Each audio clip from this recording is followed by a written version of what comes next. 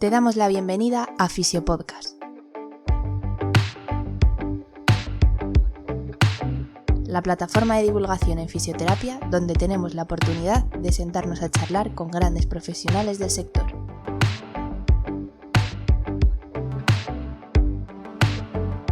Nuestro lema, fisioterapia sin apellidos y conciencia.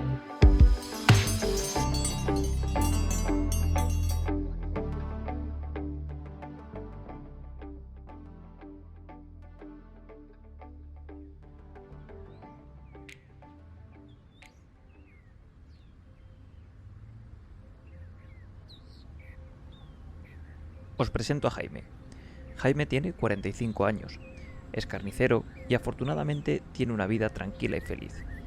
Ya le gustaría a muchos con la que está cayendo, se suele decir a menudo. Le gusta la lectura, bailar y pasar tiempo con sus seres queridos, especialmente con Carla, su hija de 9 años que constantemente le pide ir a caballito. Y Jaime tan encantado oye.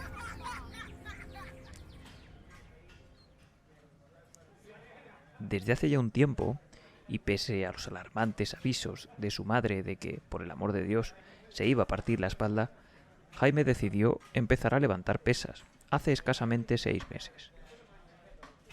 Hasta ahora, todo había ido perfectamente.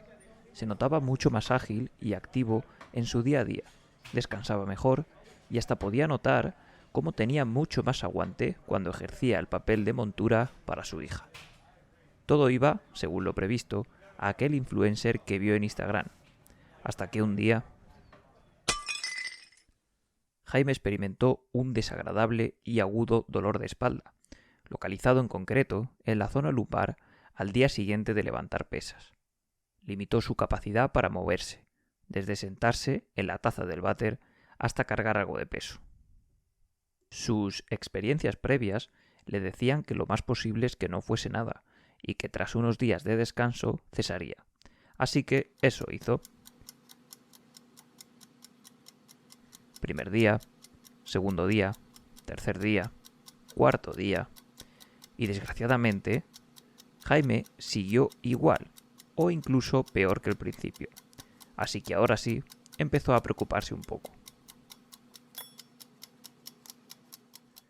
Dadas las circunstancias, empezó a pensar que esta vez el dolor no era como los anteriores, sino más grave y limitante, y que podía realmente llegar a tratarse de una lesión, concretamente de una lesión provocada por levantar pesas, como es natural que pensase. Maldito influencer, solía repetirse, no avisaste de esto.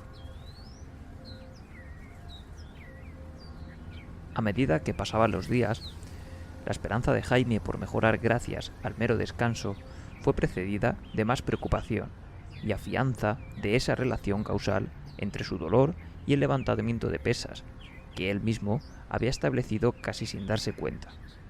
Además, y como es natural también, empezó a pensar que su dolor podía permanecer para siempre. Le recordaba a aquella tía suya llamada Paqui, que siempre se quejaba de las lumbares.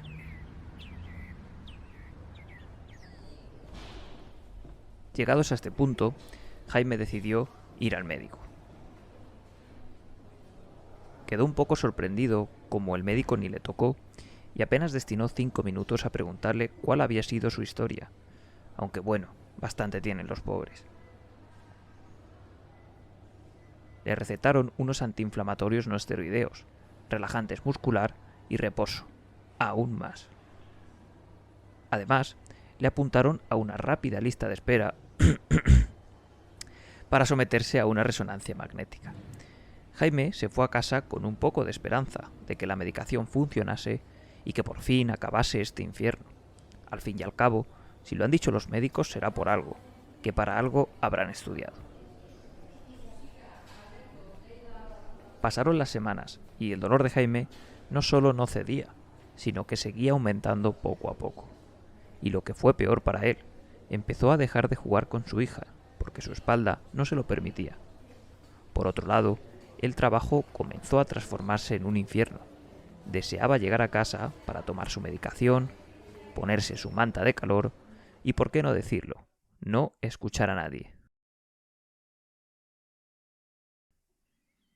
Llegó el día de la resonancia y hubo que meterse en ese cómodo y amplio aparato.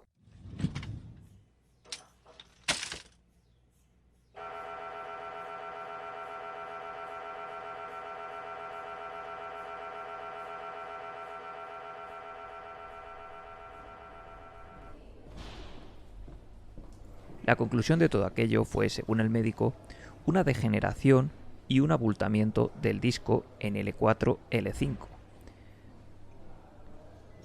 De todo aquello, él entendió que tenía la espalda desgastada, como dijo el médico, como una persona de 80 años, y que el origen del problema fueron las dichosas pesas, que terminaron de rematar su desgastada y octogenaria espalda. Eso afianzaba su propia creencia inicial, así que en cierto modo tenía algo de sentido. Ya lo decía mi madre, solía repetirse. Además, y como última bala del cartucho, Jaime visitó a un fisioterapeuta. Este reforzó los mensajes del médico y añadió unos ejercicios básicos recomendando proteger la espalda y siempre evitar la flexión lumbar, para así proteger su espalda dañada con la esperanza de que su disco sanara en los próximos meses. El tiempo pasaba y la espalda de Jaime, muy a su pesar, no mejoraba. Volvió a acudir al médico una vez más y esta vez lo derivaron a su neurocirujano, que le recomendó recibir infiltraciones en la columna. Pese a ser obediente con las indicaciones, solo encontró algo de alivio durante unos días.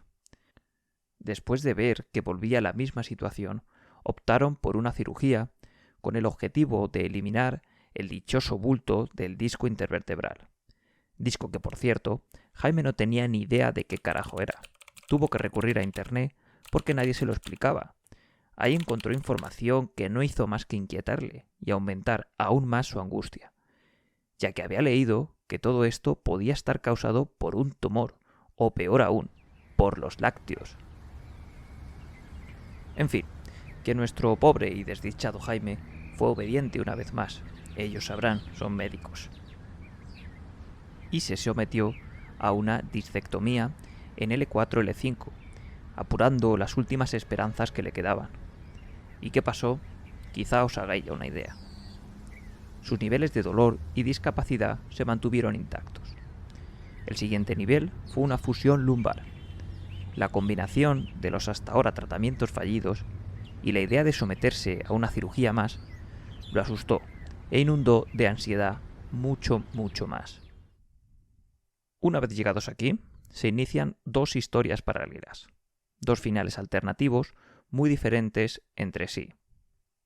Uno de ellos llevó a nuestro protagonista al camino de la resignación y pérdida total de esperanza. La cirugía de fusión lumbar fracasó y 6 meses después de su episodio original de dolor de espalda, los niveles de discapacidad eran ahora mucho mayores. Evitaba moverse y ya no hablemos de hacer cualquier tipo de ejercicio. Su sueño se encuentra alterado, dejó de trabajar y además su ambiente empezó a tildarlo de quejica. Ya será para menos. ¿Acaso te crees que a lo demás no nos duele? El neurocirujano le dijo que nunca más iba a bailar, y mucho menos levantar pesas. Maldito influencer, ¿en qué hora le hice caso?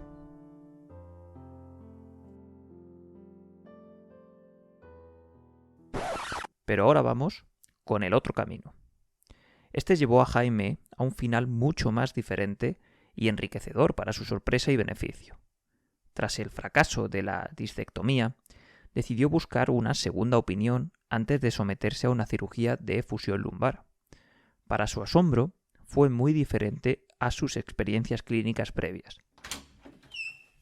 La consulta duró 1 hora y consistió en una extensa entrevista donde se le dio tiempo para contar su historia, sus miedos, esperanzas y metas. Fue examinado y se exploraron los movimientos y actividades que temía y evitaba. Durante la consulta, Jaime se emocionó al reflexionar sobre sus circunstancias, los tratamientos fallidos y su pérdida de esperanza de participar en las cosas de la vida que valoraba, es decir, el trabajo, el baile, jugar con su hija. Pudo reflexionar sobre lo sensible que era su espalda al tacto y al movimiento.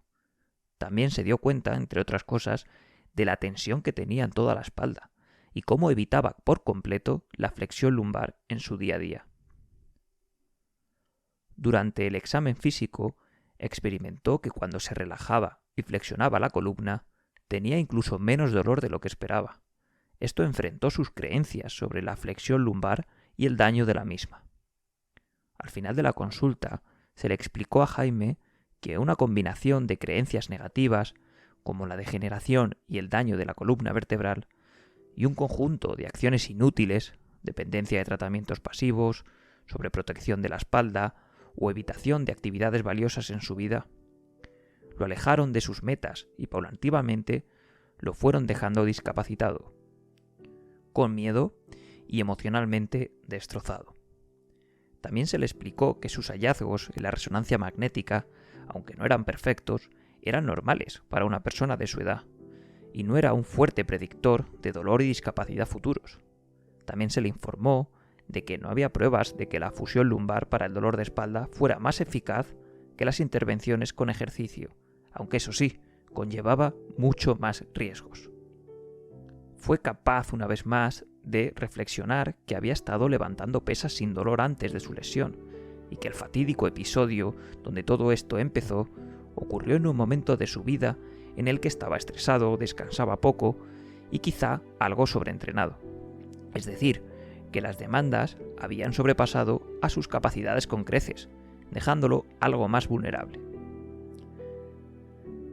El plan se enseñó en enseñarle a relajarse y a mover la espalda con confianza, realizar actividad física y volver al trabajo paulatinamente, poco a poco, con el objetivo de que él mismo cogiera las riendas de su propia salud. Le dijeron que este proceso podría llevar de 4 a 5 meses, que había que ser paciente y constante, que implicaba un compromiso de ambos. Todo esto tenía sentido para Jaime, aunque se sentía indignado al pensar en todos los consejos y tratamientos que hasta entonces había recibido, puesto que no eran parte de la solución, sino del problema. Al principio parecía imposible hacer la transición para volver a vivir por su cuenta, y necesitaba un equipo de personas para apoyarse en este proceso. El viaje de Jaime duró al final 6 meses. Durante este tiempo vio a un fisioterapeuta en 10 ocasiones. Se le entrenó para relajarse, moverse y ponerse físicamente activo, acondicionarse y regresar al trabajo paulatinamente. También vio a un psicólogo en 6 ocasiones para ayudarlo con su ansiedad por el dolor. El médico apoyó la retirada de la medicación y, en definitiva, todos los profesionales proporcionaron un enfoque unificado para su cuidado. Al final de todo este duro camino, Jaime obtuvo su recompensa, evitó la cirugía y volvió a levantar pesas, a trabajar y a jugar con su hija.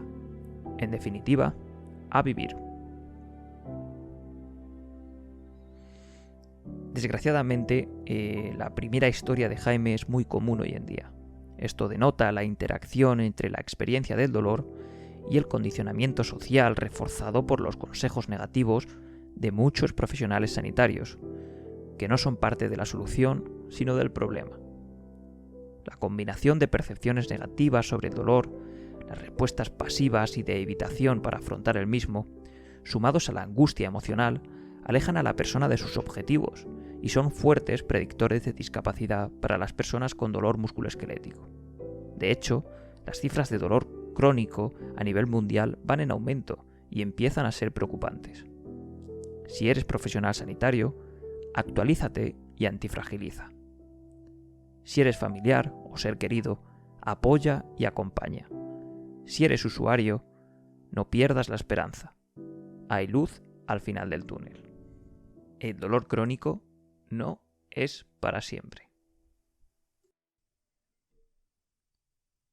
Bueno, espero que te haya gustado este experimento que llevaba ya un tiempo queriendo hacer. Una historia narrada en formato podcast con la que he querido o he intentado reflejar el peregrinaje que algunos pacientes pueden llegar a sufrir. Obviamente, no todos los perfiles se encajan en esta historia. Yo simplemente he intentado reflejar, basándome en el paper de Caneiro y colaboradores que he dejado en las notas del episodio, cómo algunos factores psicosociales pueden llegar a influir y a cronificar ciertas experiencias de dolor. Recuerda siempre acudir a un profesional sanitario ante cualquier problema de salud. Y quería pedirte, si eres fisioterapeuta o profesional sanitario en general, que compartas esta historia en tus redes sociales o con tus amigos y amigas para que así llegue a mucha más gente y el mensaje de fondo que se encuentra en esta historia pueda llegar a pacientes y a la sociedad en general. Antes de despedirnos, me gustaría dejar un mensaje para nuestro patrocinador, sin el cual este proyecto no sería posible, o al menos con la calidad y frecuencia que merecéis. Fisiofocus, formación especializada en fisioterapia. Para más información, puedes buscarlos en redes sociales o en su página web, donde encontrarás formación tanto en el formato online como en el formato presencial. Muchas gracias por tu tiempo y nos vemos en el próximo episodio. Hasta aquí el podcast de hoy. Si te ha gustado el contenido y además crees que ha sido de utilidad, recuerda que puedes compartirlo con tus amigos. Pequeños gestos que hacen que este podcast siga creciendo y llegando a más gente. Si quieres estar al tanto de futuros episodios, puedes seguirnos en redes sociales o suscribirte a la newsletter de nuestra página web, donde también podrás encontrar las notas de todos los episodios. Muchas gracias por tu tiempo. Hasta la próxima.